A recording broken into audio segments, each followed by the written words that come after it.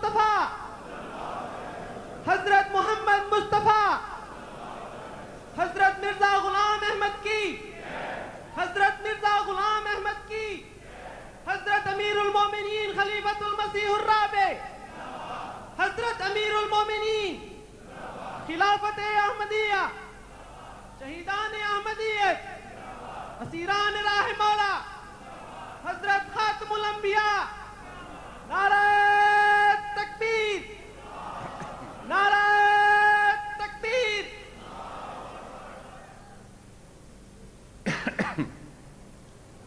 अशहदु अल्ला इलाहा इल्लल्लाह वहदहू ला शरीका लहू व अशहदु अन्ना मुहम्मदन अब्दुहू व रसूलुहू। अम्मा बअदु फ़अऊज़ु बिल्लाहि मिनश्शैतानिर्रजीम। बिस्मिल्लाहिर्रहमानिर्रहीम। अल्हम्दुलिल्लाहि रब्बिल आलमीन। अर्रहमानिर्रहीम।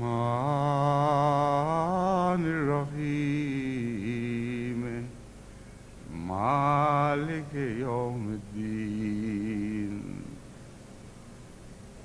इय्याका नअबुदु व इय्याका नस्तईन।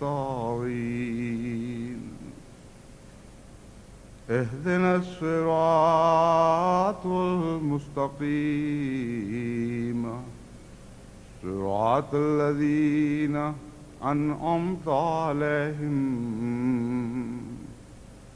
गैरिल मग़ज़ूब अलैहिम वलद्दाल्लीन।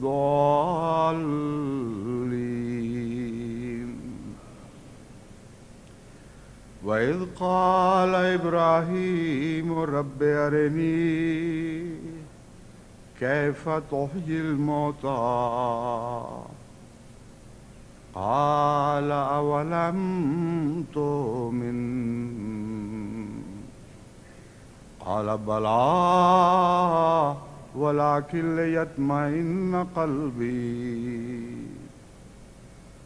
क़ाल फ़ख़ुज़ अर्बअतम मिनत-तैरि फ़सुरहुन्न इलैका थुम्म इज्अल अला कुल्लि जबलिन मिनहुन्न जुज़आ ثم اجعل على كل جبل منهن جزءا ثم ادعهن يأتينك سعيا واعلم أن الله عزيز حكيم. The translation of these verses from the Holy Quran is as follows. And remember when Abraham said, "My Lord, show me how thou givest life to the dead." God said, "Dost thou not believe?" Abraham said, "Yes, of course I do. But I ask this that my heart may be at ease." God answered, "Take 4 birds and make them attached to thee. Then put each of them on a hill. Then call them. They will come to thee in haste. And know that Allah is mighty and wise." The Ahmadis all over the world have become quite familiar with the expression Dawat ilallah or Da'i ilallah, which means calling mankind to Allah. They are quite familiar with this expression because for the last so many years I have been continuously reminding them of the supreme importance of this mission for which they have been created.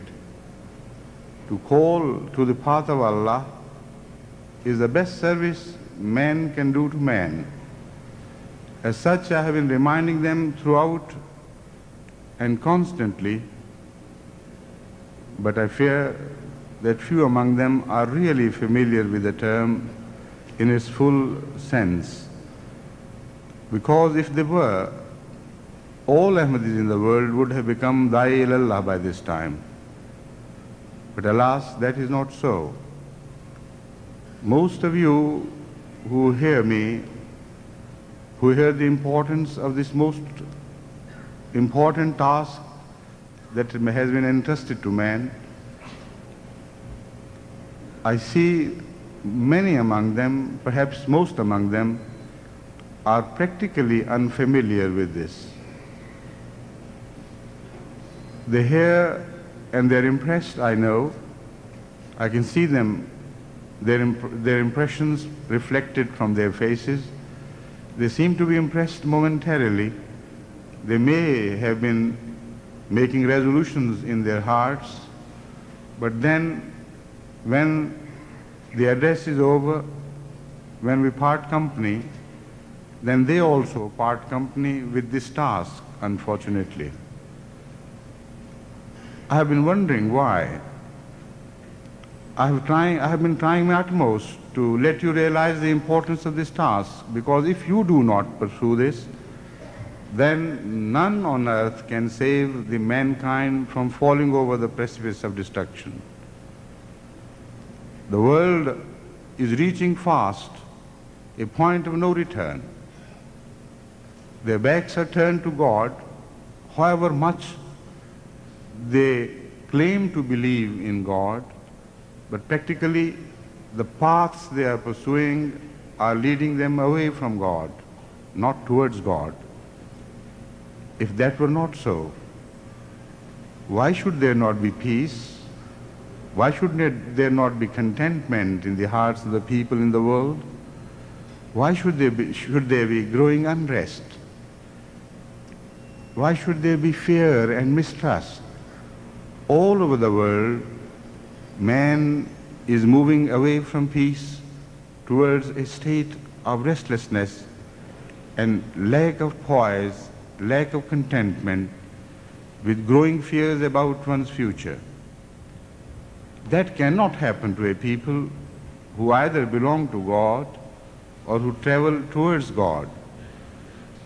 So today I have chosen this, the subject of my address, to let you know how people can be revived from the dead, how an Ahmadi who realizes the responsibility should serve the cause of Allah and at the same time the cause of mankind by inviting them to the path of Allah. Let me clarify here that according to the Holy Quran, all paths can lead to God. The Holy Quran speaks of a straight path of course, which is the path of Allah and those who follow Allah. But at the same time, it reminds us that people belonging to different nations, different religions, different countries, etc., who seek to reach God, they do not have to reach that straight path first. If they so desire, then all roads they follow will lead to God. And it is for God to lead them to Himself. So remember that the task of inviting people to God is not difficult at all. Wherever a man is found, whichever course he is pursuing, whatever faith he belongs to, he can be led to God, provided he wants to meet Him, he wants to be led to Him. The Holy Quran says, "Allazina jahadu fina lanahdiyannahum subulana." Whoever and all such people who want to reach us, who strive in our path, it is for us to lead them to ourselves. Man by himself is not strong enough, not enlightened enough, not capable enough to find God. It is God who reaches him and who finds him, but there must be an urge to reach him. There must be a deep rooted desire to discover God and to be with him. That is all which is required of man, and the rest belongs to God.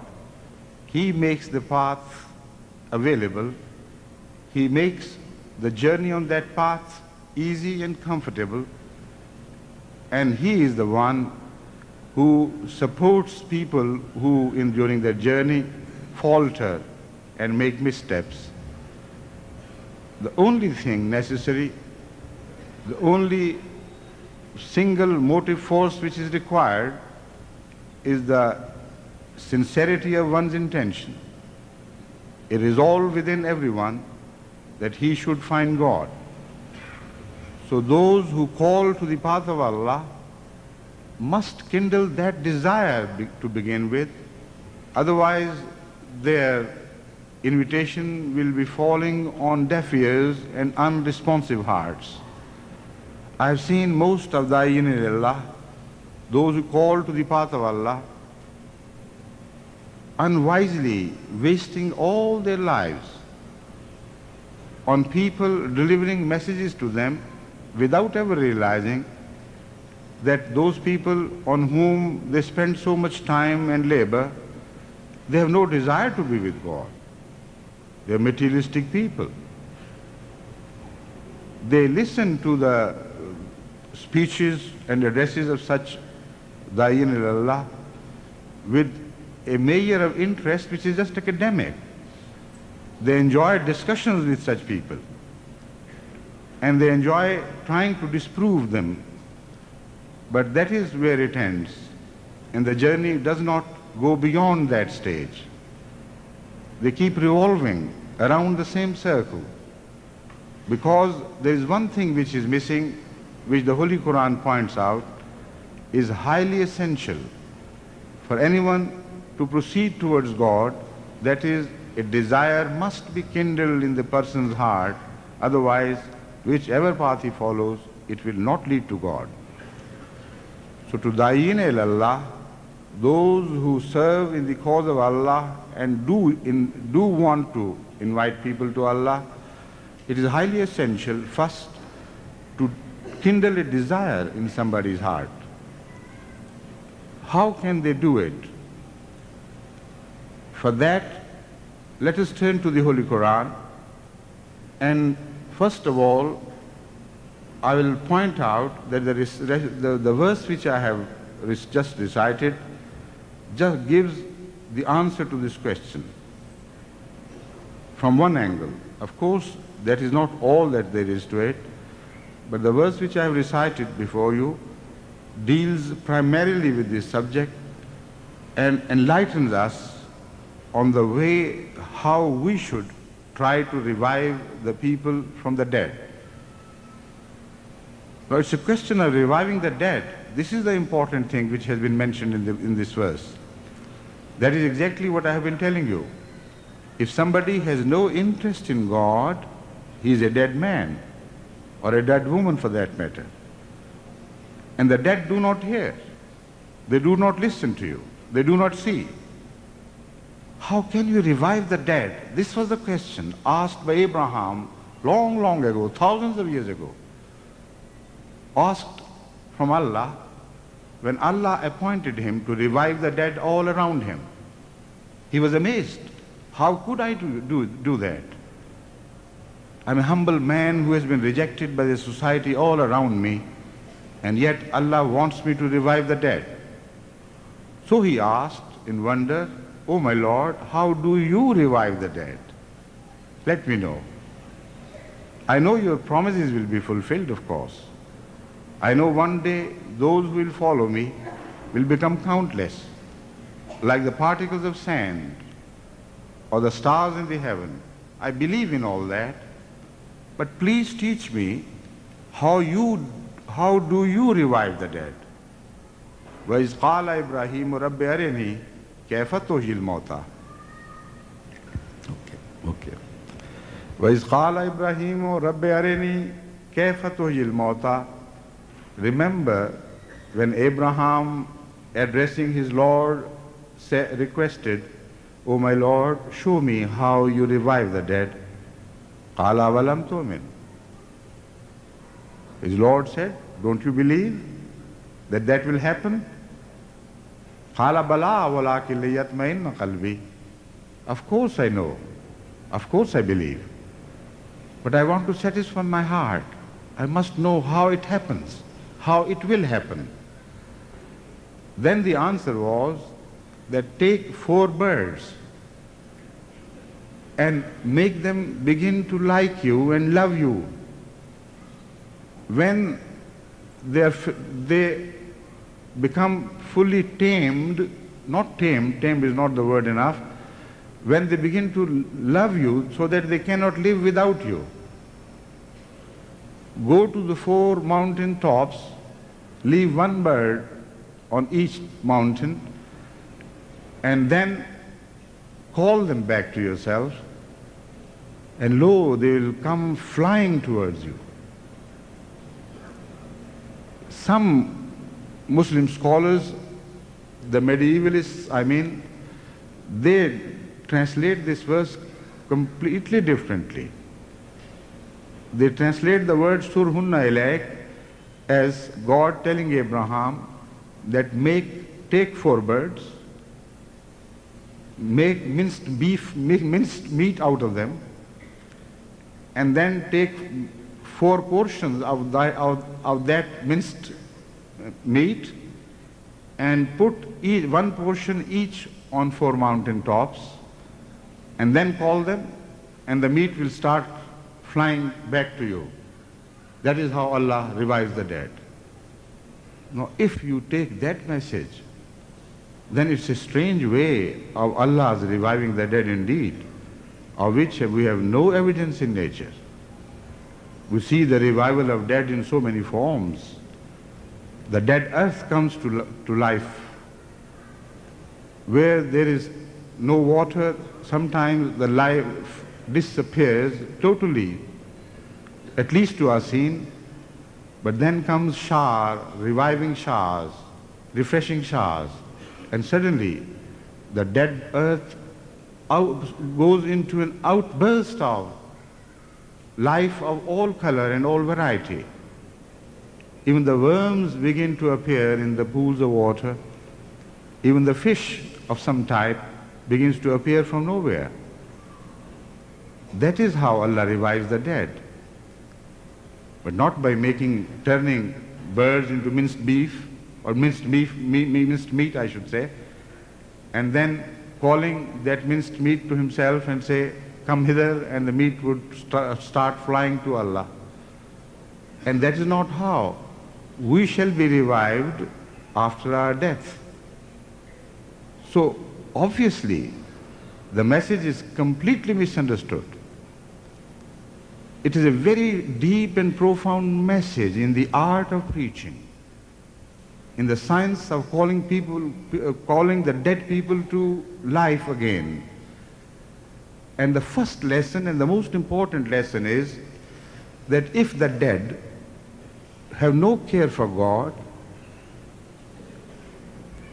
if the dead do not want to be led to God, at least you are a living person to them.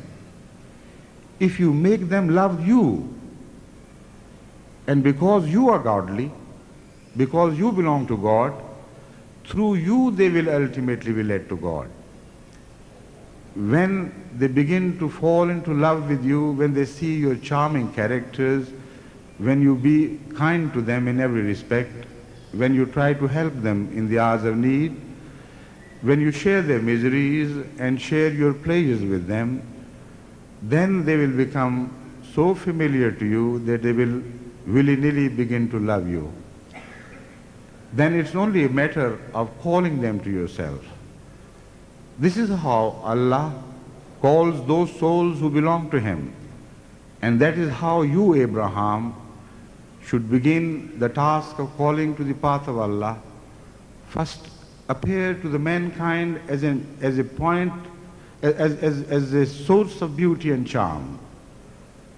Once you do it, then those souls who are attached to you will, through you and with your help, reach their God.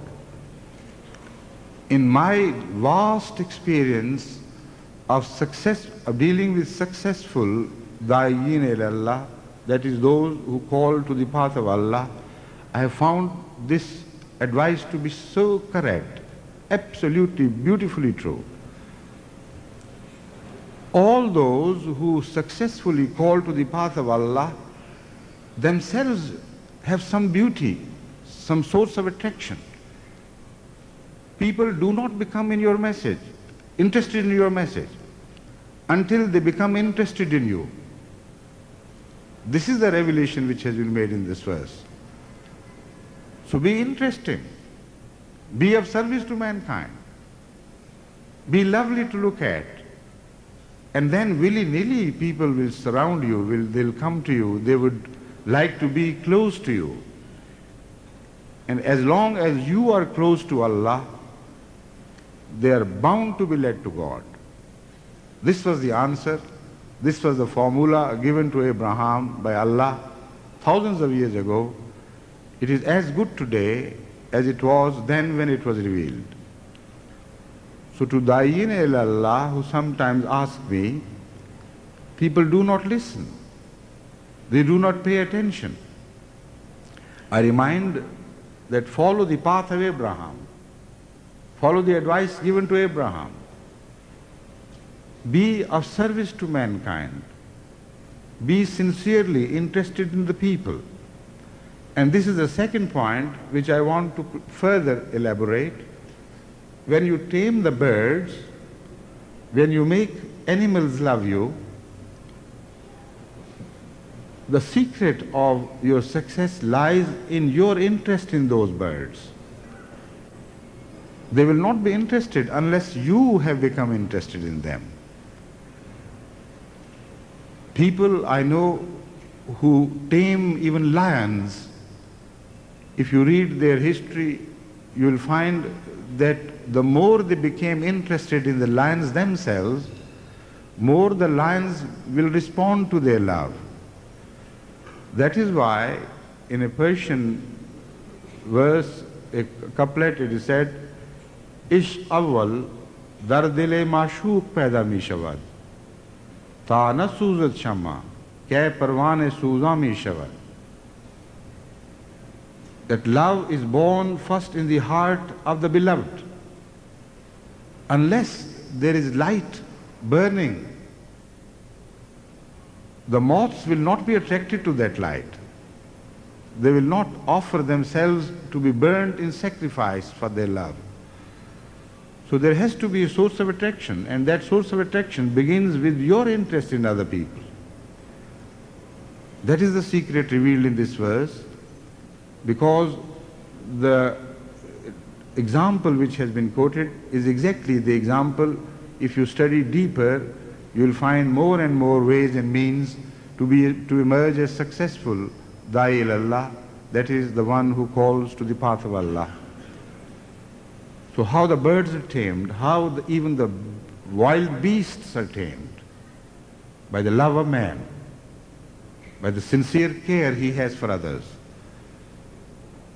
So build that force, irresistible force within you, the force of love. Love mankind all around you. Be of service to them. Share their sorrows and their griefs and try to improve their lot. That is the only way to make people interested in you, and when they come closer to you, they will see nothing but godliness. They begin to wonder why this man is different from the other specimens of mankind, why he is behaving so oddly while the rest of the world is so selfish. These are the questions which are always born when somebody is impressed by a selfless personality. And I have found it through my experience. It's not just a theory I'm discussing with you. I have been writing to many Ahmadis who got converted to Islam from different faiths or to Ahmadiyyat from the world of Islam itself.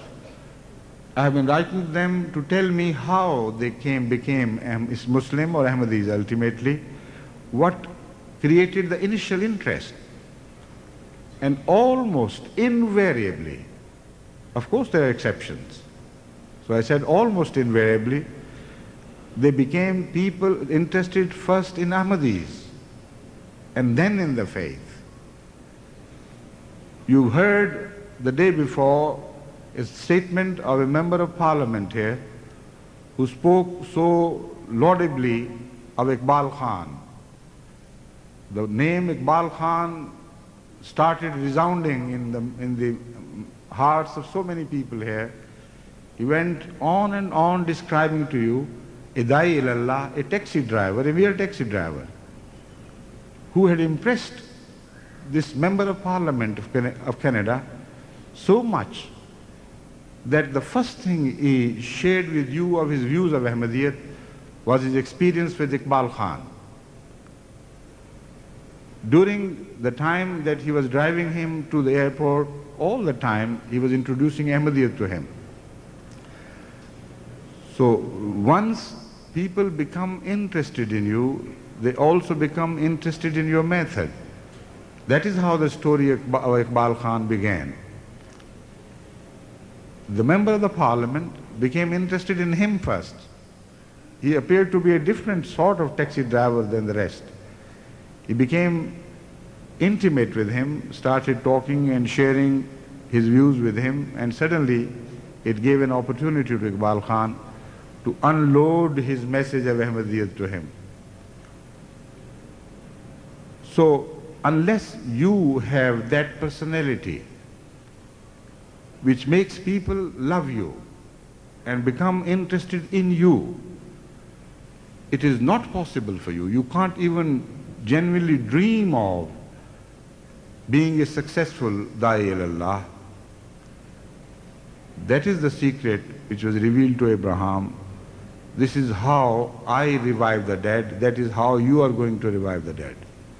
Make people love you, and then you call them and they would answer your call willy-nilly. So also you have done the same. You have answered my call because you love me. Why do not make people love you, and through you they will learn that all that is good and lovely in you is because you are close to God. That gives us the second message, that because you are not going to emerge as the idol of the world yourself, you are not the Qibla, the ultimate goal of mankind. Your beauty is not the end-all for those who love you. That beauty only opens a passageway to the beauty of God, of our Lord, whose attributes have made you beautiful, whose attributes have changed and revolutionized your personality. It is living with God which makes you beautiful. And once they begin to love those attributes of God in you, they are bound to end up loving in God. That is the meaning of opening a door to God. That is the meaning of wasila, as we read mentioned in the Holy Quran, that Hazrat Muhammad Mustafa sallallahu alaihi wasallam became instrumental in leading people to God. That is the meaning of the statement of Jesus Christ, peace be upon him, when he said, I am the path. Follow me and be led to God. So every believer who wants to lead people to God has to open up a path within him, attract people to himself, and attract people to not to his own personal aptitudes or good qualities, but those qualities and attributes which are reflected in him, which belong to God. Then every door that opens in you would lead to God. This is the message of Hazrat Masih Maud alayhi salatu wasalam, which he described in his poem चांद को कल देखकर मैं सख्त बेकल हो गया, क्योंकि कुछ कुछ था निशान उसमें जमाले यार का. It made me restless last night when I saw the beauty of the moon, because it had some glimpses, some reminding glimpses of my Lord's beauty, who is the source of all loveliness and all brilliance. So if moon can lead you to God, because you see God's brilliance shining in the face of the moon, then how can a Da'i ilallah fail to lead people to God who is beautified and illuminated by the attributes of Allah? Then all things in him will lead to God. That is the meaning of calling to the path of Allah others. But if you live a different life, if you live a life of forgetfulness, if you live a life where you are pursuing the worldly things with a mission, where materialism has overwhelmed you with its glittering beauty, however superficial that beauty be, if all your life you are pursuing only the material gains, then when you turn to others and say, come, I'll lead you to Allah, your message may be very potent in logic, in conviction, but it will not move. It will not move anything. There is something else which is needed to move people and to move mountains. That is why Jesus Christ, peace be upon him, said that if you have an iota of faith, you will be given power to move mountains. You will be given power to repeat what I am doing before you. Christians, like the medieval Muslims, have misunderstood these messages. They think he is talking of materially moving mountains to himself, or walking the waters like magicians attempt to do. Not at all. Jesus was a man of God. He was talking in spiritual jargon. What he meant was that if you want to change the fate of the world, however difficult you find the task, you may find mountains of resistance before you, but you can only move it with your faith, with your sincerity, with that power within you which grows out of your deep conviction in God. Only then you will be able to move the mountains, not otherwise. So of course there are arguments and arguments, powerful arguments and weaker arguments. People in every faith are taught how to go into debate with peoples of other faiths, and this goes on and on. But what I'm telling you is different. Be beautified with the beauty of Allah. Try to be close to Him, and then call to the people to the path of Allah. Then they are bound to listen to your call, because you will appear beautiful to them, although they may not believe in God. But believing in you will turn into believing in God for them. This is the message of this verse which I have read before you. Allah said, فَسُرْهُنَّ إِلَيْكَ ثُمَّ اجْعَلْ عَلَى كُلِّ جَبَلٍ مِّنْهُنَّ جُزْءًا ثُمَّ ادْعُهُنَّ يَأْتِينَكَ سَعِيًّا. Once you do that, however, you may spread them out and scatter them to different corners of the earth, wherever they are. When you will call them, they will answer the call willy-nilly and return to you post-haste. So that is how the dead earth is to be revived today. It was revived more than 4,000 years ago. In the light of this, you begin to understand another verse in which the same question of the raising of the dead was mentioned. Alam tara ila alladhi hajja Ibrahima fi rabbihi an ataahu Allahul mulk إذ قال إبراهيم ربي الذي يحيي ويميت قال أنا أحيي وأميت قال إبراهيم فإن الله يأتي بالشمس من المشرق فأت بها من المغرب فبهت الذي كفر والله لا يهدي القوم الظالمين. It is mentioned that Abraham once argued the existence of God with a despot of his time. And because God had made sovereign over a large territory, so that sovereignty went into his head and he became very arrogant. So during the discussion, Abraham said, Rabbi allazi yuhyi wa yumeet, it is my Lord, my provident God, who revives the people and causes them to die. Abraham, the answer was, Ana uhyi wa umeet. I can do the same, no problem. I can cause the people to rise from the dead and die from the living, and make them die from the living. Now, if here the subject of real life and death was being discussed, how could that sovereign demonstrate to Abraham the revival from the real dead, the revival from the materially dead, I mean? When he said, I also cause the dead to rise as living.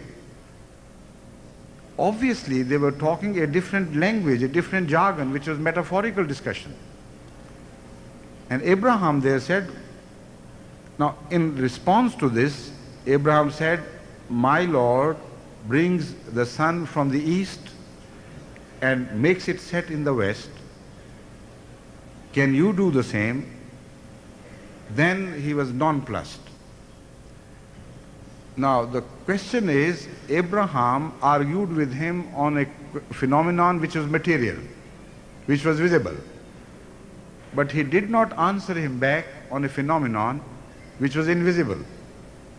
It was not real revival from the dead which was being discussed here. And Abraham could not answer him, so he, of course, cornered him in another way.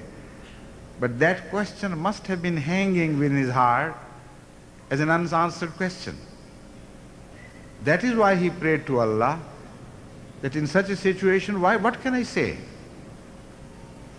Sovereigns in their great pride and arrogance, they refuse my claim that ultimately the dead earth will be revived, the dead people will be revived. They say only they hang on my word. They are greedy people. They worship power. And the power lies with me, not with you. That was the force of the argument which compelled Abraham to keep silent on this issue and turn to another issue in which he could defeat his opponent. But that must have been an unresolved question which he addressed to Allah later on, and he was told the secret of that revival. So with the grace of Allah, we can also benefit from that secret if we understand the profundity of this message and we try to follow it. Another thing which I want to clarify to you is that when you call to the path of Allah, it is not essential, and perhaps it is not always wise, to call people to the path of Allah through your religion alone. The Holy Quran repeatedly reminds us that if you love God, then begin to call people to His attributes rather than to a particular religion. The message of religions will follow later on. First tell them to distance themselves from evil habits. Call them to the goodness which is common in mankind. The concept of goodness is something which is shared by all religions. So if you start your invitation with a disputable point, with a contentious matter, you are very likely to lose the interest of those people, and they may turn away and even they may become rigid in their attitudes and more resistant to you. If you call a Hindu to begin with to become a Muslim, if you call a Christian to become a Muslim, if you call a Buddhist to become a Muslim, immediately there will be a resistance created to the opposite. And they'll say, why should I become a Muslim? We have also goodness. We have also good points. So the discussion mostly will lead to vain efforts on your part which will never bear fruit. Allah tells us a beautiful way to conquer this problem. Allah tells us that why should you call others to your faith if your faith does not lead to God and to goodness? So start calling towards goodness itself. Start telling people that be good for your own sake. Be good in the way you know goodness to be. Then the effort to call people to the path of Allah becomes universal, is shared by all the people of the earth. Because even the vicious know deep in their hearts what goodness is. Like I have been quoting a verse from my favorite poet Ghalib in Urdu. He says, जानता हूँ सवाब इताअत व ज़ुहद, पर तबीयत इधर नहीं आती. What can I do? I know the virtue of being good. I know the excellence and advantage of being good. But what about my heart? It doesn't follow. It would not listen. So people know what good is. You have to make them listen to that. And that is the art of conversion. That is the science of conversion. And that you can do by feeling for them, not by just delivering sermons to them. Again, it is a matter of heart which can move, not the words of your lips, which can bring about a change. I have seen this happen many a time in my life. Sometimes some people try to reform someone and they spend all their lifetime and then they report to you that this man is incorrigible. It's impossible for him to be reformed. And sometimes I tell someone who knows the art, who is himself a good man, who can speak a word with the strength, with the power of his heart. He approaches the person like that, and lo, the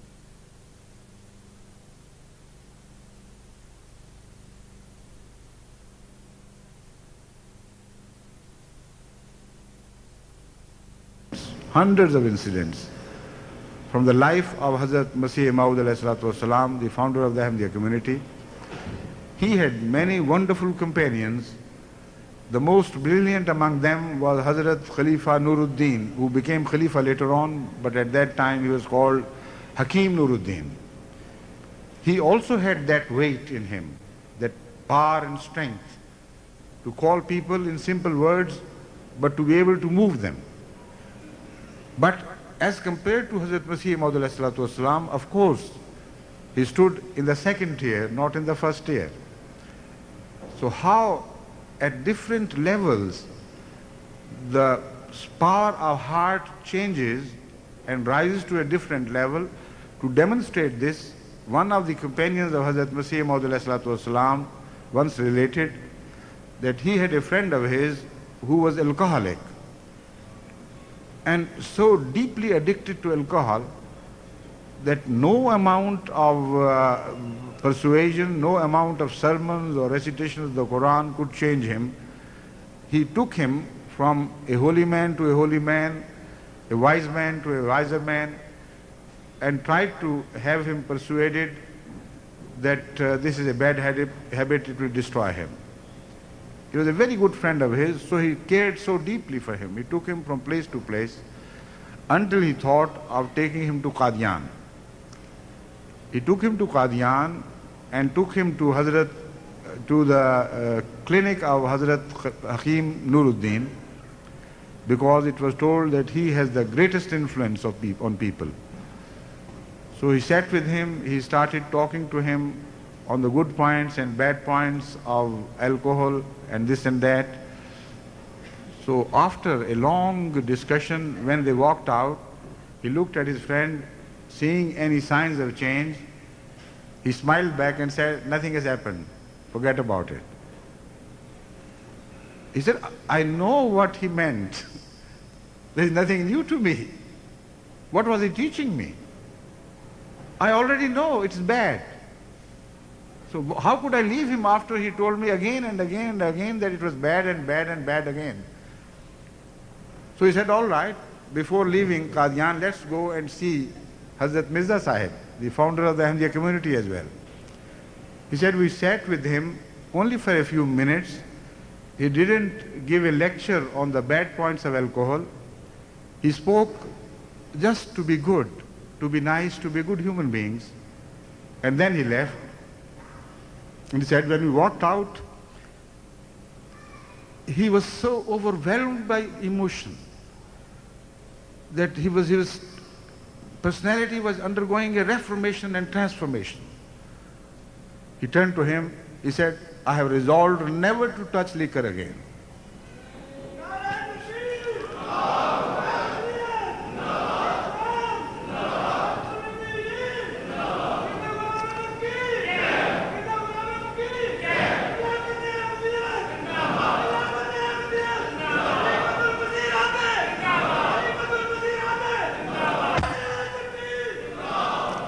Now when he inquired in wonder, what was it which was said by Hazrat Masih Maud ﷺ against alcoholism which moved him?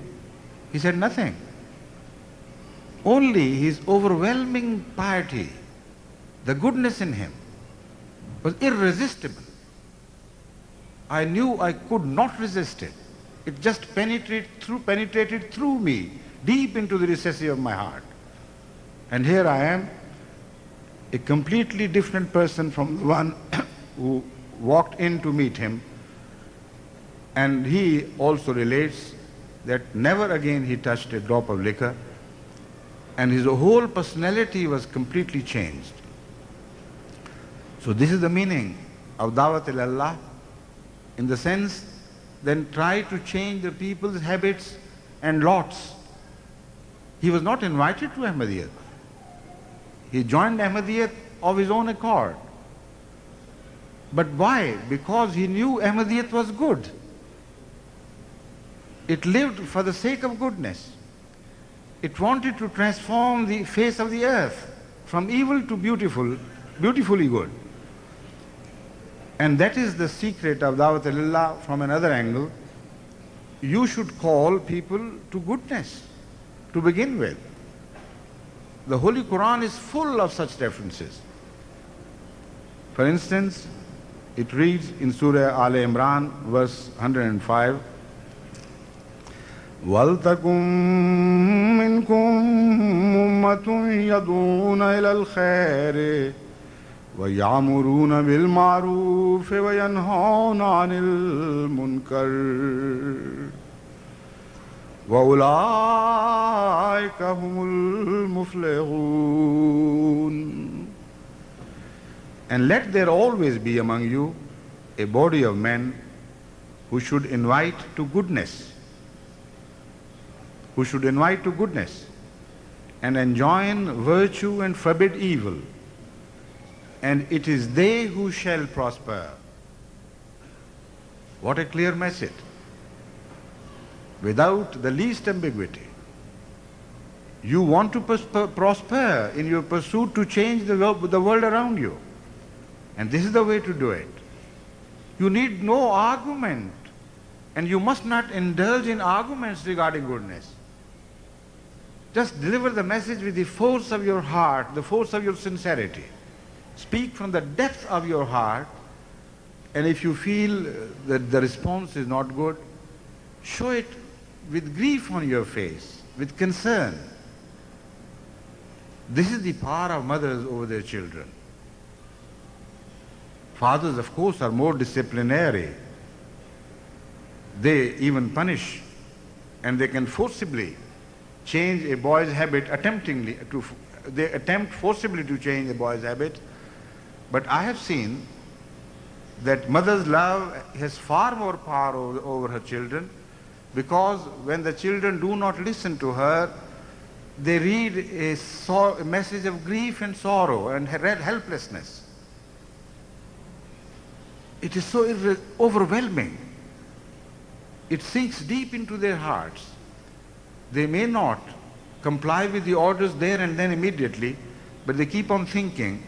They know they have hurt their dear mother, and that is how ultimately the seed of reform is sown into their hearts. And that is how you should try to do the same to the people to whom you want to call to the path of Allah. Call to the path of goodness first, and spread the word of goodness with the force of your own deep-seated conviction that goodness is what is needed by man. Then the Holy Quran speaks of the Ummah of Hazrat Muhammad Mustafa sallallahu alaihi wasallam, the people who have been created by his message. Addressing them, it says, Kuntum khayra ummatin ukhrijat linnas ta'muruna bil ma'ruf wa tanhauna 'anil munkar wa tu'minuna billahi wa law amana ahlul kitab lakana khayran lahum لَكَانَ خَيْرًا لَهُمْ مِنْهُمُ الْمُؤْمِنُونَ وَأَكْثَرُهُمُ الْفَاسِقُونَ. Surah Al-Imran, verse 111. The previous verse was also taken from Al-Imran, that is a chapter of the Holy Quran, and this one also develops the same message in a different way. Addressing the Ummah, that is the people of Hazrat Muhammad Rasulullah, the founder of Islam, Allah reminds them, Kuntum khaira ummatin ukhrijat linnas. You are the best people ever raised for the good of mankind. You enjoin good and forbid evil and believe in Allah. And if the people of the book had believed, it would have surely been better for them. Some of them are believers, but most of them are transgressors. It means that, O people who have chosen to follow Muhammad Rasulullah, this Prophet of Allah, you are the best ever people raised for the sake of mankind. Why best? Is it just a tall claim? Everybody praises his own commodity. Is that just a repetition of the same psychological expression? Certainly not, because the Holy Quran also gives a reason for that. It says, because you have been raised to serve the cause of mankind. If a people are raised to serve the cause of mankind, they have to be the best, as long as they serve the cause of mankind. As long as they have been benefactors and do not beg their hands to beg alms from others, they are the ones from whom the benefits flow to the rest of the world. That is the definition of being the best. In one of the traditions of Hazrat Muhammad Rasulullah sallallahu alaihi wasallam, he said, Yadul ulya khairum min yadis sufla. The hand which is above is always better than the hand which is below. So the secret of being best has been disclosed in this verse. You are best only because and as long as you remain to be of service to mankind. And if you do that, then you acquire a capability of calling them to good and prevent them from doing evil. So another message has been added to the same message now, which means that you will call people to goodness because we have told you to do that, But how will you do that? You should be of service to people. They should depend on you. They should receive benefits from you. But if you look to the rest of the world, extending your hand for alms and begging for mercy, then you cannot any longer claim to be good or the best. Then your message will lose force.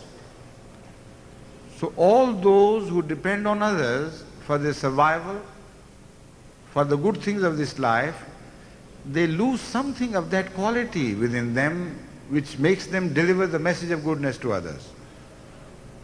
Now here we are in a country which is far more advanced materially than the countries from which most of the Ahmadi immigrants have originally come.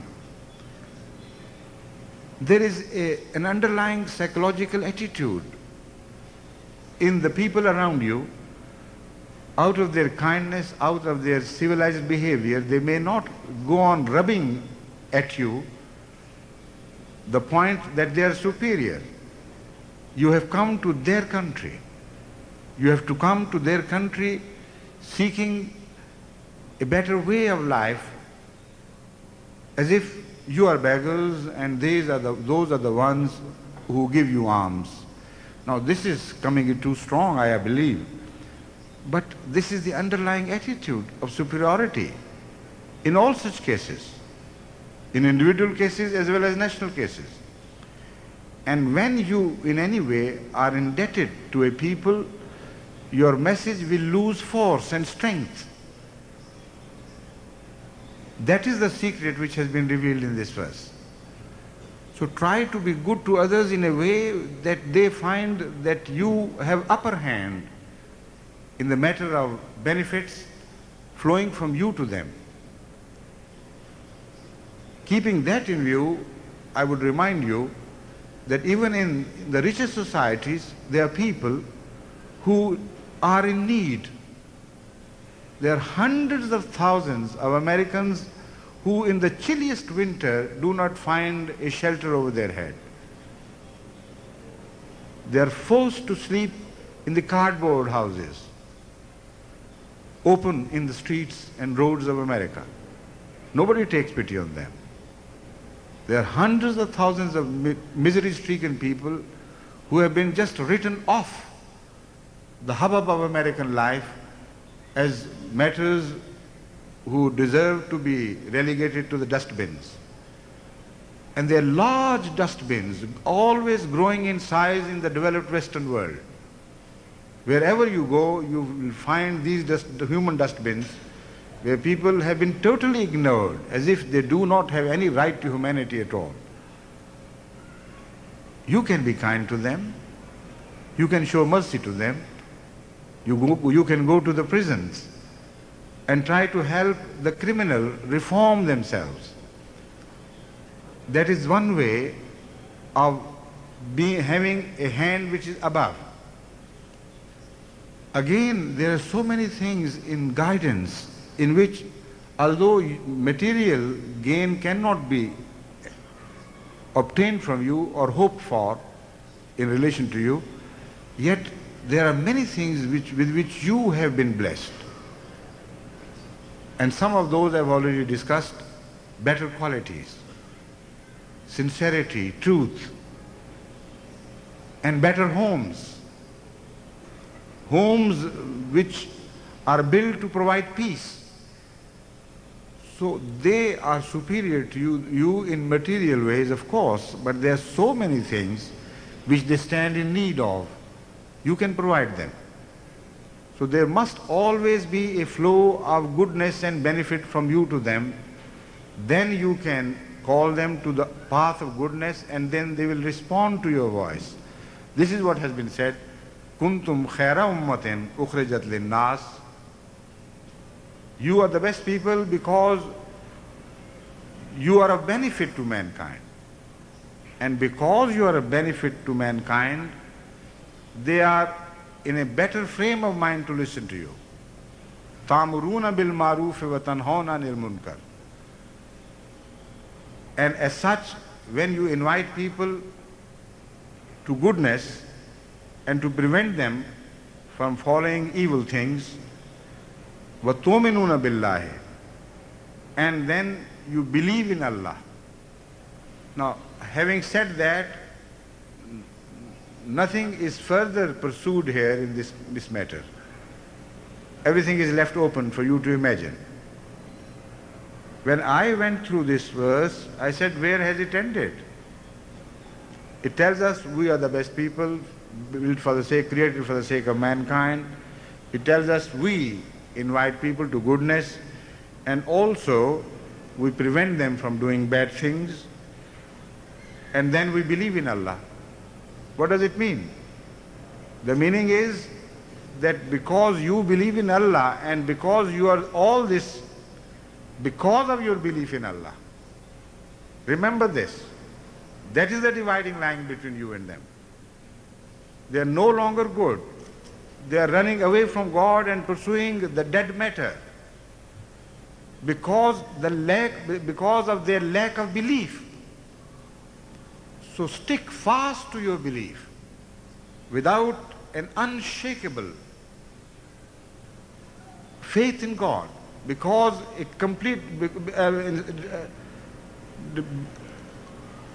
because you are armed with the love of Allah and your belief of your God is founded deep in your hearts. That is why you have the quality of delivering the goods.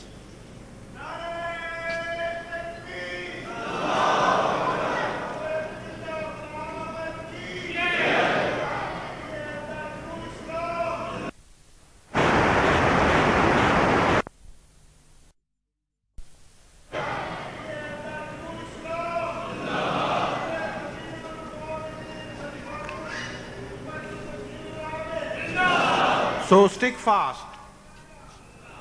Stick fast to this faith. That is all that you have to draw your energy from. If you just become one of the ordinary people of the world who apparently are good and well-tempered, they also speak of goodness and the importance of goodness. You are not one of those. You are one of those who draw their energy from their belief in God. And because of that, they are bound to emerge successful.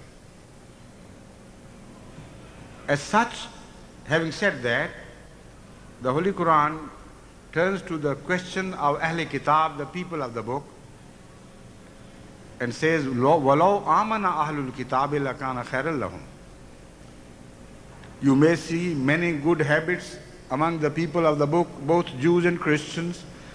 In many good ways, they can be much better from other people of the world, including Muslims. If you compare their ways of life to those of the third world countries, particularly if you compare certain of their traits and habits with the Muslim countries, the people of the Muslim countries, you'll be surprised to find that in many ways they are better. They tell more truth and less lies. Their ordinary life, if not the political, at least the ordinary life, is free from hypocrisy. They say what they mean, and they live openly. They don't try to hide their sins. If they are sinful, they appear sinful. If they are good, they appear good. So there are so many good points. Alas, they are wasted. Allah says, وَلَوْ آمَنَ أَهْلُ الْكِتَابِ لَكَانَ خَيْرًا لَهُمْ. Only if they had believed. If they had believed in God, there would be a permanence to these qualities. Then their lot would be much better, much, much better. Having said that, the Holy Quran turns to the question, do they not believe in God? They all say, we believe in God. What right have you got to tell them that they should believe in God? Having raised this question, the Holy Quran, having not raised this question but led to this question, the Holy Quran answers, minhumul mu'minuna wa aktharuhumul fasiqun. Among them are believers, of course, but a large majority of them are wrongdoers. It doesn't say they do not believe, but this is the subject which is being discussed, which means that if you truly believe in God, you cannot be a wrongdoer. How can there be a contradiction in your life, so glaring a contradiction, that you believe in the ultimate goodness, that is God, and yet you are not influenced by the attributes of God? So because they do not live God in the sense of following His attributes, so that is why we have said that, oh, we wish they were also believers. Now that also leads you to another very important responsibility. You tell them you are the believers, and you have also told them they are not the believers because they do not do good deeds. So if you do not do good deeds yourself, how could you claim to be the believers? How could you have the right to call them to the path of Allah? So study the Holy Quran minutely and carefully. It enlightens your path and your attitudes so completely that does not leave any shadow on the path you are pursuing in the light of the Quran.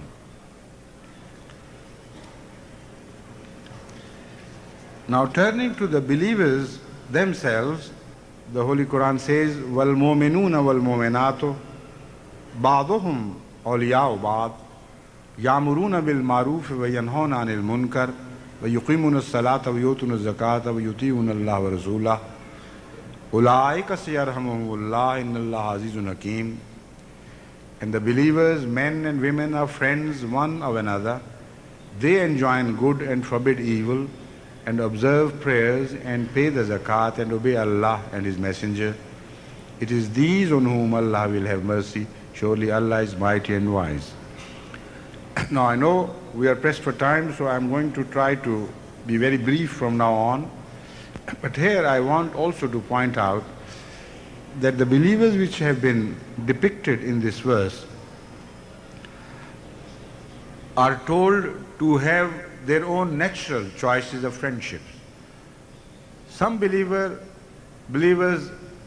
like some others, and there is no harm. You have your own natural tendencies to like something and to be with some sort of people, so go ahead and do it.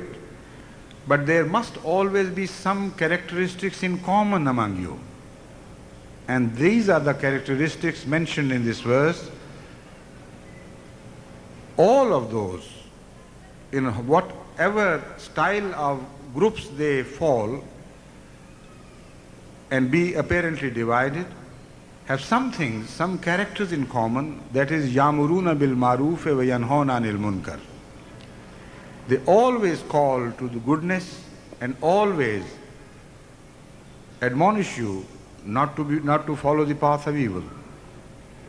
وَيُقِيمُونَ الصَّلَاةَ وَيُؤْتُونَ الزَّكَاةَ. They worship Allah and pay in the cause of Allah and serve the cause of humanity by their sacrifices. وَيُطِيعُونَ اللَّهَ وَرَسُولَهُ. And they follow their Allah and His Prophet. Now this shows that the Ahmadis, I'm talking particularly to Ahmadis now, if they really believe in God and the goodness of His attributes, then whatever the choice of their friendships, all the friends should share the same attitude, and they must share the same love of God's attributes. Because having divided them in groups, the Holy Quran turns to the commonality in those different groups. Some believers love some others, some believers love some others. Yet there is something common in all of them. And that common character is they all abhor evil and they all invite towards goodness. Now this is a very important message which is, when ignored, leads to some grave consequences. It's a human error, a human fault, a human failing, I should say, that people like those friends who do not remind them of their faults, and love those friends who just highlight their good points. That is how the society is ultimately destroyed. It's a very profound psychological message to those who stick to the path of Allah and call to the path of Allah. It says, among yourselves, love those who are so fair and honest that when they see you in fault, they have the courage and the loyalty to your friendship to tell you where you have erred and where you have misstepped. And they should also keep reminding you of good things. Now, this is a very simple message, but very difficult message to follow. I have seen friendships of years, of ages, having gone to smithereen just by the attempt of some friend to remind a close friend of his folly and the mistake he committed. A poet says, "Ik zara si baat par बरसों के यार आने गए, लेकिन इतना तो हुआ कुछ लोग पहचाने गए." That on a small thing, on a small excuse, the friendship of years and years was broken to pieces. At least we have gained this much, that we know some people better now. The Holy Quran reminds you that when somebody wants you to realize where you are wrong, never leave his friendship. He is the right friend. These are the people among whom you must move. They should be your bosom friends who, when they call you to do good deeds, know that your response will be that of obligation, not of hatred or abhorrence. Now, this is a simple rule, but if you review your own past, if you review the complex of your friendships and dissociations, if you delve deeper into the realities of your own nature, you will only find then that how difficult this simple message is to follow. In my wide experience of human nature, I have discovered it's a very hard thing to remain friends to somebody who is unwise enough, according to the modern terms of society, to let you know where you have wronged, who would sit on the seat of justice. Wherever you differ with some other person, when you are wrong, he will tell you you are wrong. When your enemy is right, he is capable of telling you that your enemy is right. That is what is needed of all Ahmadis, to preserve this quality of being able to call others to the right path. Now, apparently the message is the same, but it is set in a different society. This message is set in a Muslim Mu'min believer society, so that you can learn yourself better.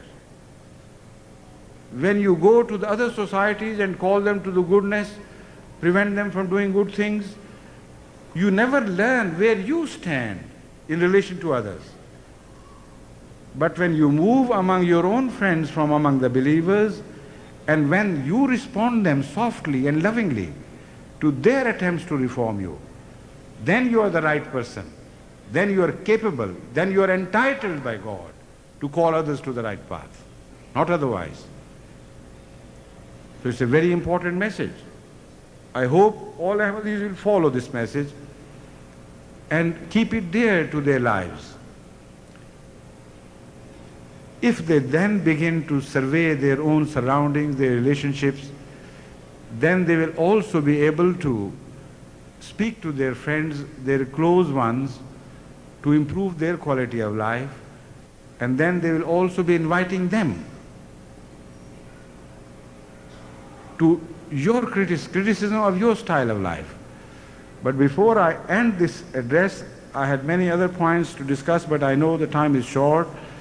I'll further elaborate this point when I say you must remain friendly, you must remain respectful, even loving, to those of your friends who have the courage to tell you where you're wrong and who have the courage to tell you to improve your quality.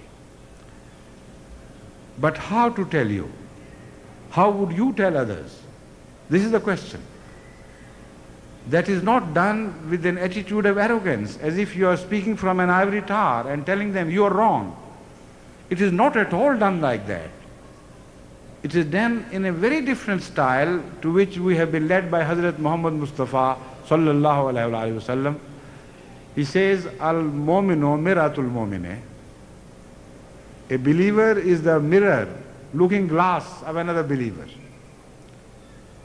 All the wisdom of this verse has been concentrated in that sayings of Hazrat Muhammad Mustafa sallallahu alaihi wasallam. A mirror, if the mirror is true, if it's not smudged with dirty spots, such a mirror would always reflect truly the face of a person who chooses to consult the mirror. And very truly it will tell him where there is a bad mark on his clothes, where there is something wrong with his face, where there is some ugliness of some sort which can be removed. He will receive the message but will not react against that mirror. He will receive the message, if not in kindness, honestly and truly. If the mirror had a soul, such a person would be grateful to that mirror. That is why ladies who are so sensitive to criticism of their beauty always try to choose the best mirror, while the best mirror always highlights their ugliness, if there is an ugliness. Why? Because in relation to themselves, if a truth is delivered secretly and quietly, they still love truth and not falsehood. So how the believers should reform the society, this is the essence of your behavior, which will make you not hateable but lovable. When you point to some other friend's fault, be humble and be loyal to him, not to share your understanding of him with other people unnecessarily. You should not go on talking about the fault of your friend you have discovered and telling them, look here, that friend of mine, secretly he's a thief, and secretly he is this, and secretly he is that. I have discovered that he is a hypocrite, and so on and so forth. The moment you do that, that moment you will destroy yourself as an admonisher to the path of Allah. You will no longer be the one. Go to him with a deep sense of sorrow, with this deep sense of embarrassment. I do not want to hurt you, please, but this is what is hurting you. You are a beautiful man. Thus, just one small smudge, one blemish is destroying your appearance. Please, for God's sake, improve this. And then forget about it. Having delivered the message, you must not go on rubbing it again and again and again on him. If you behave like that, your being an admonisher would win you more friends rather than more enemies. So that should be the quality of your relationship, and that should be the style of your attempt to improve the lot of the people around you. If you begin to do that, you will begin to acquire a force, a power which will be irresistible. Then you will be able to transform the society around you, and then you will be able to attract them to the path of Allah. Then you will become a path of Allah yourself, leading to God, not to yourself. I hope you will attempt calling the world to the path of Allah in the style which Holy Quran has told me and through me to you today. Allah bless you, and let us join in silent prayer now.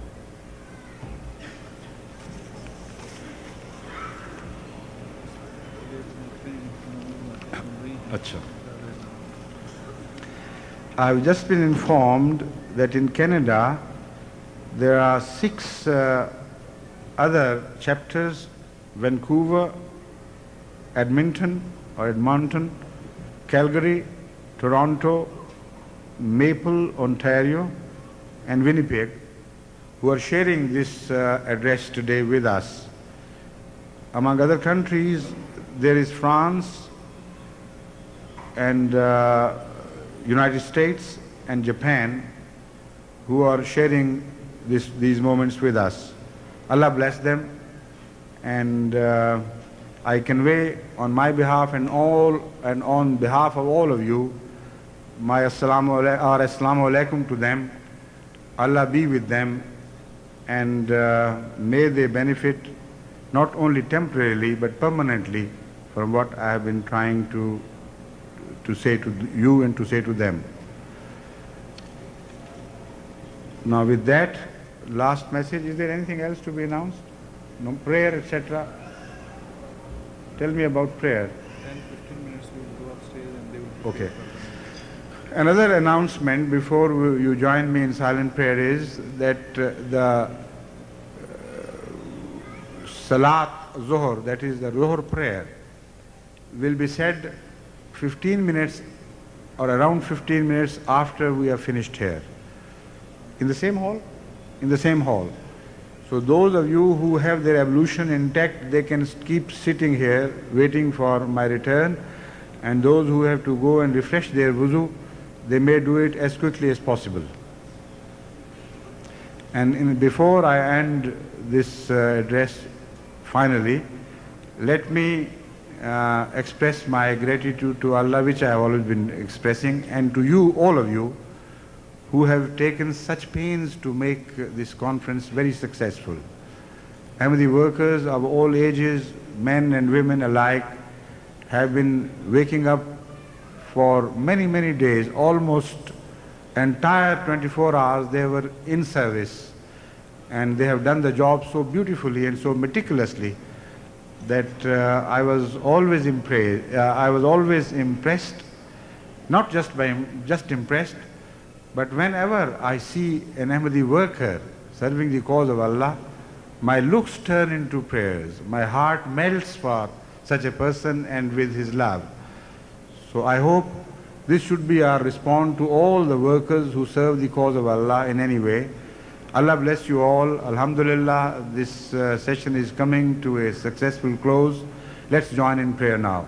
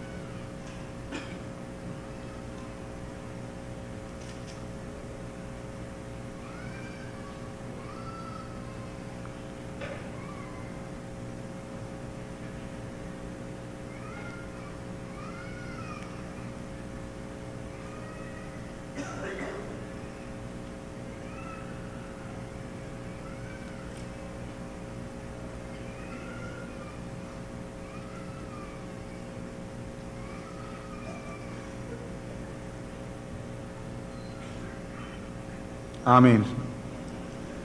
Assalamu alaikum wa rahmatullah.